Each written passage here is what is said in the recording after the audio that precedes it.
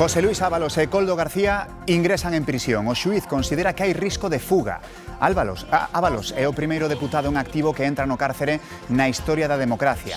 E tamén o segundo exsecretario de organización do PSOE entre reixas polo caso Koldo. Galicia reclama ao Goberno Central que conecte o porto de Ferrol ca rede ferroviaria e enerxética europea. Alfonso Rueda pide que se priorice o corredor atlántico e urxe a enlazar as terminais galegas para que sexan máis competitivas. O Papa confirma a súa intención de visitar España nunha conversa con xornalistas durante a súa primeira viaxe internacional. Dixo que hai máis esperanzas de que viaxe ao noso país. Hai unhas semanas, León XIV xa avanzara a posibilidade de facer parte do Camiño de Santiago. Estamos moi pendentes dunha explosión nun cadro eléctrico dun edificio da Coruña. Hai unha persoa falecida e un ferido crítico. Segundo puido saber a Televisión de Galicia, habería 2 detidos. Hai tamén unha vintena de desaloxados. Nun momento dámoslles máis detalles. Boas noites. José Luis Ábalos e Koldo García entraron esta tarde no cárcere de Soto del Real. O xuíz do Supremo, Leopoldo Puente, ordenou o seu ingreso en prisión provisional sen fianza porque ve un risco extremo de que fuxan de España. Ábalos é o segundo exsecretario de organización do PSOE que entra en prisión por presuntos delitos de corrupción e o primeiro deputado español en activo encarcerado. Tal e como pedían a Fiscalía Anticorrupción e as acusacións populares, o xuíz Leopoldo Puente enviou a prisión provisional sen fianza o exministro de Transportes e o seu asesor, Koldo García. Considera que existe un risco extremo de fuxida ante a proximidade do xuízo, que se vai celebrar nuns meses. O xuíz argumenta que, contra o que din eles, tanto Ábalos como a Koldo teñen contactos internacionais e probablemente moito diñeiro en negro conseguido durante anos de actividades ilícitas. Ábalos e Koldo xa ingresaron na prisión de Soto del Real. Ambos están imputados por delitos de integración en organización criminal, tráfico de influencias, malversación e suborno polo caso das máscaras, e investigados ademais nunha peza separada por presuntos amaños de obra pública. O xuíz afirma no seu auto que, de seren condenados, non será menos de 10 anos de prisión. Tras Santos Cerdán, José Luis Ábalos é o segundo exsecretario de organización do PSOE en entrar en prisión provisional. Ademais, é o primeiro deputado en activo en España encarcerado. Ata que haxa unha sentenza firme, pode manter a súa acta de deputado, pero queda suspendido dos seus dereitos e deberes parlamentarios. Non pode votar e deixa de cobrar o seu soldo de deputado, polo que recibía uns 6.000 euros cada mes. O Partido Popular asegura que o encarceramento de José Luis Ábalos é a pinga que reborda o vaso e convocou para este domingo unha concentración en Madrid para pedir a dimisión de Pedro Sánchez. Desde o PSOE reivindican a súa tolerancia cero ca corrupción. Antes de coñecer a decisión do Supremo, a vicepresidenta Montero dicía que xa viviron isto con Cerdán e que non lle afectou o goberno. Ya lo ha experimentado, ¿no? Porque el señor Santos ha estado en preventiva, ¿no? Entonces, bueno, pues creo que no hay ninguna novedad respecto a lo que ya hemos comentado en ocasiones anteriores. Nosotros desde el primer minuto tomamos medidas, actuamos con contundencia y ya le corresponde a los tribunales. Lo que ha ocurrido hoy no es un hecho aislado, no es mala suerte, no es una conspiración del Poder Judicial como se pretende hacer creer desde el Gobierno en una clara muestra de desesperación. El señor Sánchez no es un hombre rodeado de manzanas podridas. Me temo que ha sido al revés. La manzana podrida es él. Y ha podrido todo y a todos los que le rodean. En Audiencia Nacional estaba citado Víctor de Aldama para declarar como investigado polos contratos de máscaras do Goberno das Canarias, daquela presidido por Ángel Víctor Torres, que agora é ministro de Política Territorial. Aldama está considerado o enlace empresarial da trama do caso Koldo. Dixo que Torres estaba obsesionado con ser ministro a cambio de facer favores e apuntou que os 10.000 euros mensuais que, segundo él, lle pagaba a Koldo García abrían portas en todos lados, incluída a venda de máscaras nas Canarias. Víctor Torres tiene que tener miedo de lo que acaba de declarar usted aquí. Debe estar preocupado bastante. Sigo colaborando con la justicia desde el minuto 1. Sin embargo, el ministro por eso he estado hoy, por eso he contestado a todo el mundo, cosa que otros no contestan y se acogen a su derecho de no declarar. Yo declaro. Nova derrota do Goberno, desta vez nun asunto clave. O Congreso tomba os obxectivos de déficit e débeda propostos polo Goberno. Tal e como ameazara, Junts sumou os seus votos a PP e Vox. Ademais, Podemos e unha deputada de Compromís abstivéronse. O plan do Executivo volverá a votarse no vindeiro pleno. Aínda que volva a decaer, a ministra de Facenda asegura que a tramitación dos presupostos seguirá adiante. Os empregados públicos cobrarán un 11% máis de salario. A suba repartirase de aquí a 2028. O acordo asinaron hoxe o Goberno e dous dos tres sindicatos maioritarios. Comisións Obreiras, de momento, decidiu non adherirse. É a sinatura que despexa de momento o escenario de movilizacións co que xa ameazaban os sindicatos. UGT e CESIF aceptan a oferta do Goberno para subir o salario dos 3,5 millóns de empregados públicos. En 2025 o incremento será do 2,5% con efectos retroactivos. Todos eses atrasos cobraránse na vindeira nómina. O 1 de xaneiro sumarán un 1,5% máis, pero se o IPC do ano que ven supera esa cifra, haberá medio punto adicional de suba. O incremento de 2027 será do 4,5% e o de 2028 do 2%. En total, 11 puntos de suba en 4 anos. Hemos conseguido el mejor acuerdo posible teniendo en cuenta las dificultades que atraviesa nuestro país, la inestabilidad política, el bloqueo presupuestario. En 13 meses tendrán en su nómina 9 puntos más de salario. Creo que estamos dando un paso decisivo hacia un modelo de empleo público más contemporáneo. O acordo inclúe a fin da taxa de reposición, un plan de formación en competencias digitais e axilizar os procesos selectivos. Ante a súa división interna, Comisións Obreiras decidiu non asinar o documento.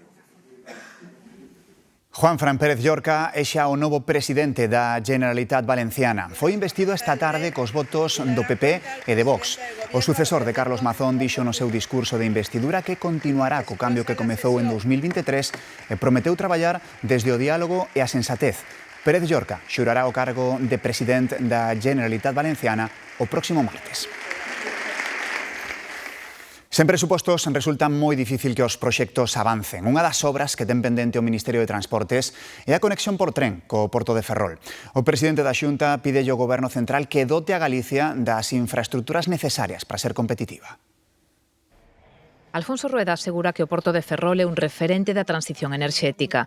Para Francisco Barea, presidente da Autoridade Portuaria Ferrol-San Cibrao, é unha peza fundamental para a economía da comarca. Barea pide ao Goberno Central que non esqueza Galicia. Que Ferrol tenga el tren que se merece de la estación a la meseta. Porque aquí sí tenemos certezas. La única certeza que tenemos a día de hoy es que no se va a hacer nada.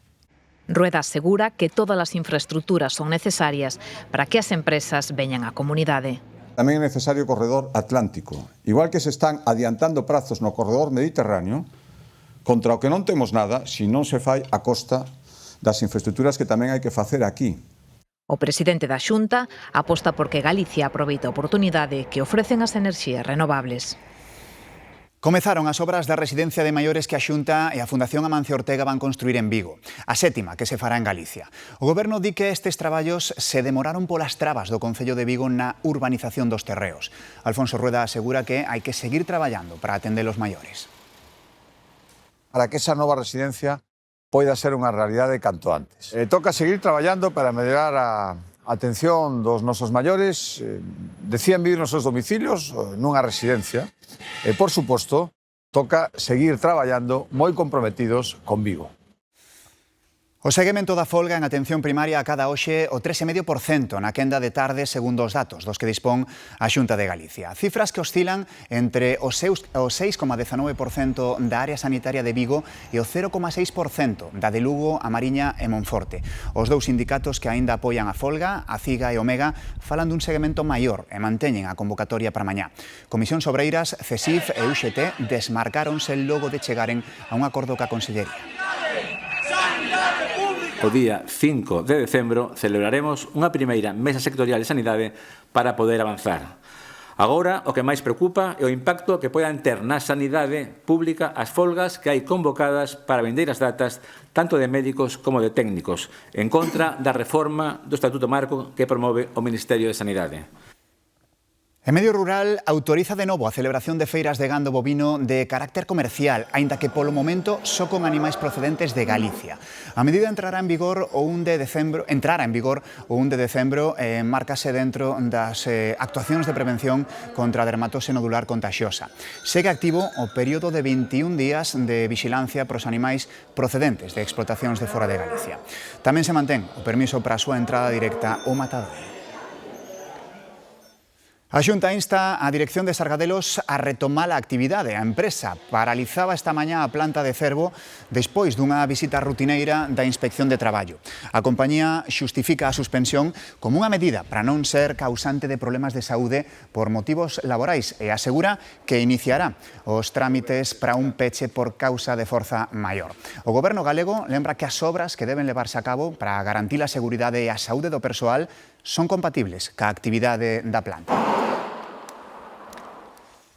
León XIV comezou en Turquía a súa primeira viaxe apostólica fora de Italia. O domingo irá ao Líbano. A elección destes destinos non é casual. Visitándoos pretende mandar unha mensaxe de paz e de unidade. Male as diferentes relixións, todos somos irmáns e irmás, dixo o Papa. A bordo do avión dixo tamén que hai que mirar datas para viaxar a España, Javier.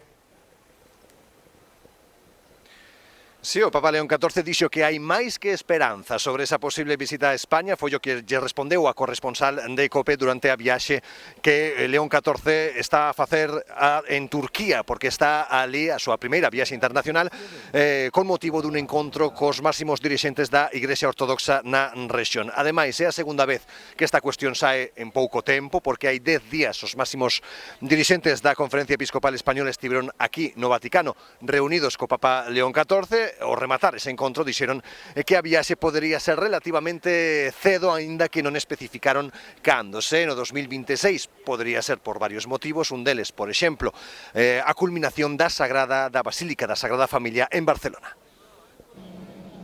Chegaba o momento. León XIV tardou máis de medio ano en ofrecer esta imaxe, a súa primeira viaxe apostólica fora de Italia.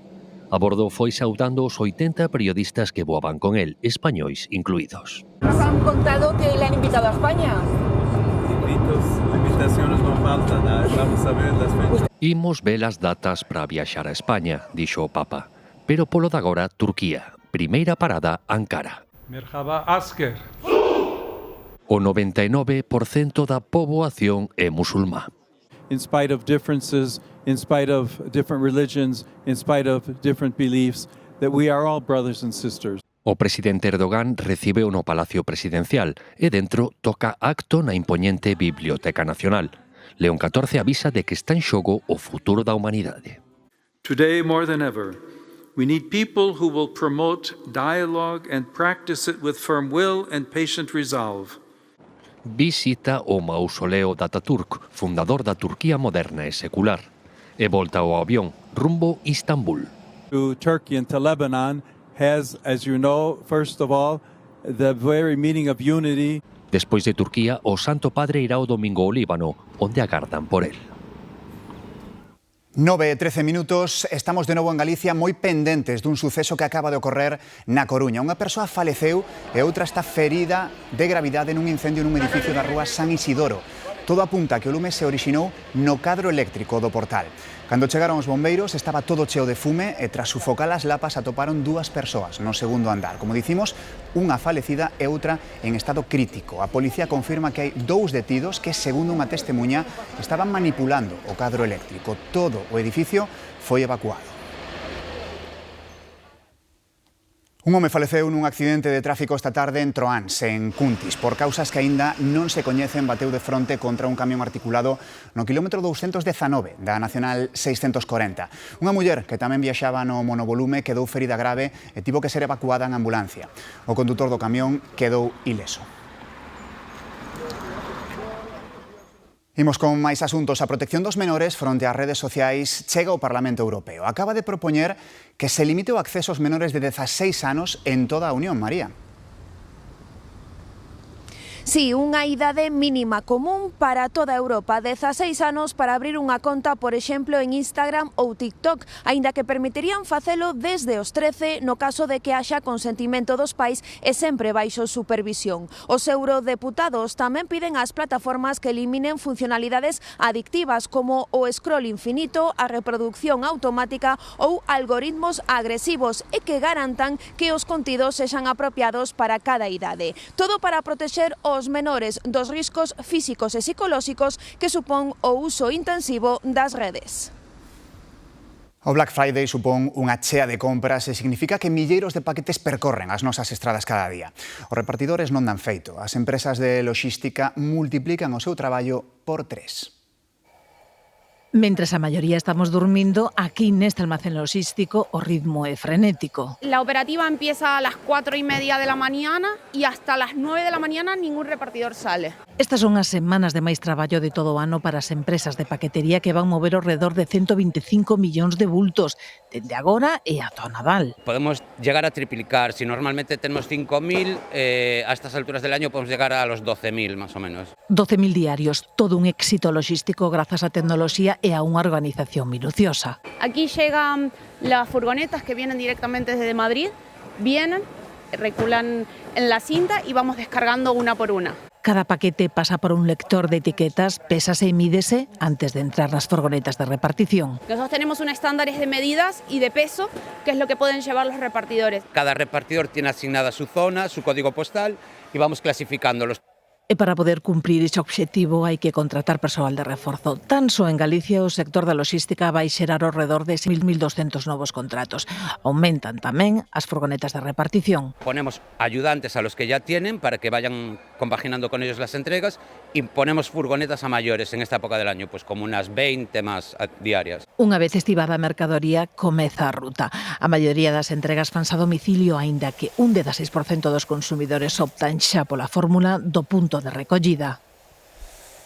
Varias tendas de Ribadeo levan estes días unha campaña precisamente contra o Black Friday. Sinalan que non os beneficia a eles, senón as grandes cadeas. Ata 4 tendas da principal rúa peonil do centro de Ribadeo amosan cartéis nos que se destaca que non secundan o Black Friday. Entre os motivos que esgrimen figura que este tipo de campañas non beneficia o pequeno comercio local, senón as grandes cadeas e as transaccións en liña. Cada vez podemos competir menos con las grandes firmas, las grandes superficies. Entonces, nosotros este Black Friday y ya supuestamente, posiblemente vamos en los futuros, hemos decidido que no vamos a secundar esta campaña, puesto que nuestros márgenes cada vez se ven más reducidos. Outro argumento en contra do Black Friday é a existencia durante todo o ano de promocións que fidelizan a clientela do pequeno comercio. É o caso das chamadas panchas, que son unha especie de moeda local. Sí que é verdad que o Black Friday ten unha cousa moi mala, que elimina as compras como mínimo unha semana antes. O consumo paralízase porque a xente espera o Black Friday. Tamén hai que decir que en Ribadeo contamos cunha ventaxa para o Black Friday, que son as panchas, que temos eses 10 euros que regala ao Concello de Ribadeo por cada compra de 30. Outros comerciantes ribadenses non desbotan sumarse a esta contracampaña nos anos vindeiros. Os queixos galegos seguen recollendo recoñecementos internacionais. O último, o Arzúa Ulloa Pambre da cooperativa Aira de Taboada levou a medalla de ouro nos premios mundiais do queixo, Xoel. Con el, Pablo, Galicia triunfa un ano máis neste certame internacional gastronómico con ese ouro, tamén 5 pratas e ata 10 bronces. O máximo galardón foi para ese queixo Castelo de Pambre, amparado ademais pola denominación de orixe protexido Arzúa Ulloa, e outro recoñecemento veu para esta queixería onde nos atopamos en Chantada a Airas de Chantada, que recibiu un premio precisamente pola calidade do leite que utilizan para as súas elaboracións. Un bo resultado, en definitiva, para Galicia nesta edición número 37 destes premios que reuniron preto de 5.000 queixos de ata 46 países. Grazas, Xoel. O cociñeiro Rafa Centeno está detrás da primeira estrela Michelin da provincia de Lugo. Desde a Ribeira Sacra soubo unir gastronomía e paisaxe para facer de Vértigo un referente. Hoxe podemos coñecelo. A normalidade vai volvendo a Vértigo, ou quizáis unha nova normalidade. Rafa Centeno converteuse en profeta na súa terra, cunha estrela Michelin que recoñece unha experiencia que vai máis alá das paredes dun restaurante, coa paisaxe da Ribeira Sacra como grande aliada. Cuando te sientas en el restaurante, incluso cuando te marchas y vuelves a ver el sitio donde estás, forma parte de esa experiencia gastronómica única, aparte que tenemos aquí, que es que en la Ribeira Sacra. Con vértigo, Rafa Centeno adentrouse nunha adega na Ribeira Sacra. Desde Sober e desde a bodega Regina Viarum fixo unha aposta polo propio, por un produto de proximidade e de temporada. Son nuestros mismos proveedores, los que ellos nos van diciendo pues, lo que va viendo, el frutero nos va diciendo qué verduras va viendo, el pescadero nos va diciendo el pescado que va viniendo de la costa.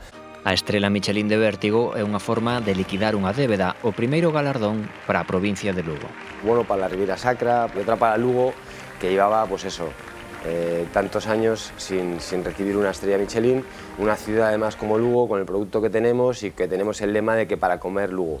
O teléfono non para de soar e as reservas para coñecer o menú non deixan de medrar. Cogomelos, castañas e sopa serán as protagonistas. O Estadio Santiago Bernabéu acolle dende hoxe o Bernabéu Market, un novo espazo gastronómico de 3.000 metros cadrados, desde un chato de Rioxa cuns pinchos ata un rincón onde degustar o mellor polvo galego. O Bernabéu Market é un espazo xestionado polo grupo Amicalia, que dirixe o galego Anxo García.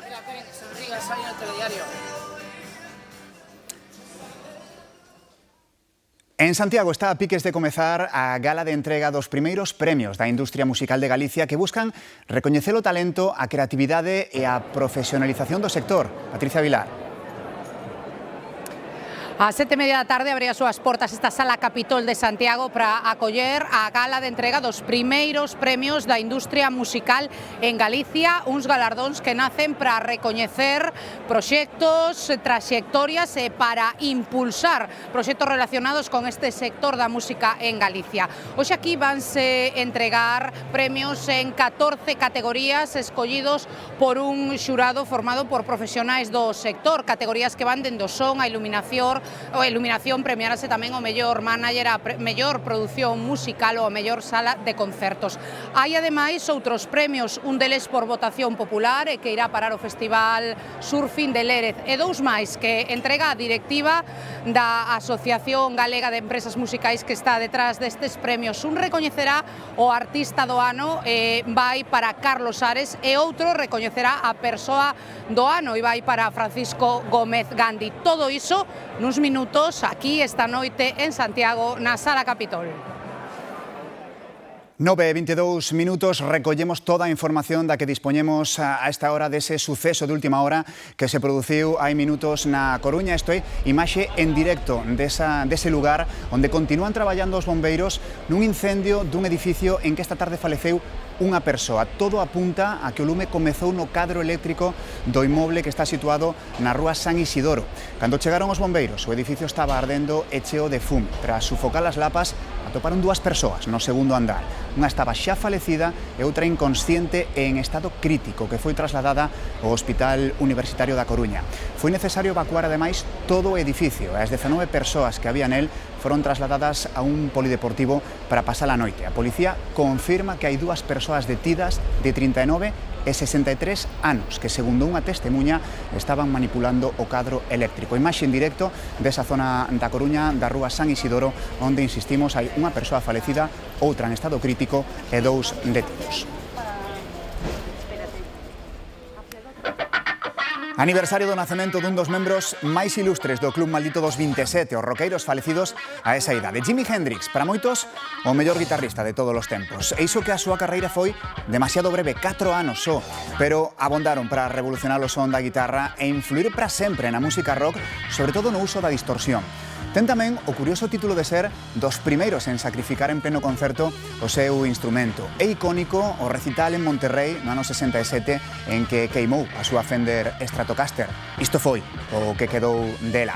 Lamentablemente marchou moi cedo por culpa das drogas. Din que a súa estrela brillou pouco tempo, pero co dobre de intensidade. Ata mañá.